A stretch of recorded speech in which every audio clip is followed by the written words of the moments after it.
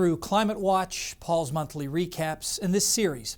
We keep tabs on the big weather events of the year, but there were a few other images from 2012 that I thought were worth a look based on how visually interesting they are and the science behind them. Radars and satellites continue to provide some of the most stunning images. But you don't ever want to see this radar image of a supercell thunderstorm with a hook echo appended to its flank bearing down on your town. This was minutes before an EF3 tornado hit West Liberty, Kentucky in early March.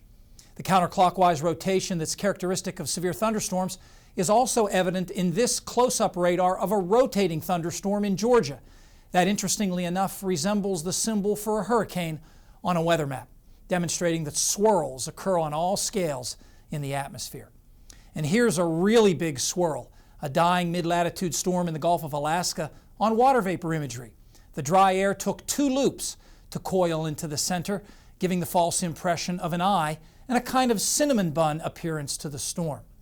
Here's a real eye. This is Super Typhoon Jelawat in the western Pacific in September.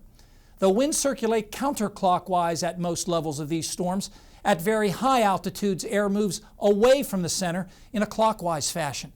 The striations on the tops of the eye wall clouds give away this exhaust system which keeps the pressure in the eye so low. The one month I'll remember in 2012 was March. Often wintry in Pennsylvania, but last year anything but. That was true in much of the country. The 118s here mean it was the warmest March in 118 years of record keeping in 27 states, with more than 15,000 daily record broken nationwide. In summer, wildfires made news. Perhaps the most attention was on the Waldo Canyon fire in June and July, which started just 4 miles from Colorado Springs. It became the most expensive wildfire in Colorado history. Hurricane Sandy was certainly the biggest U.S. weather event last year. The second biggest story got much less press but continues into this year: drought in the central U.S., which took hold in late spring and by July covered 62% of the lower 48, the most area since the late 1930s. Damage to last year's wheat, corn, and soybean crops is estimated at $35 billion. And now the drought has made parts of the Mississippi River south of St. Louis dangerously narrow and shallow, threatening to choke off this critical shipping channel and exposing parts of the river that had been underwater for years.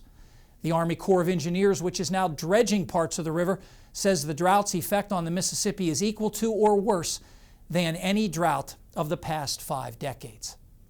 Coming up next, Fred will let us know if any big storms are headed for the Mississippi River Basin or for us. He has the extended forecast next.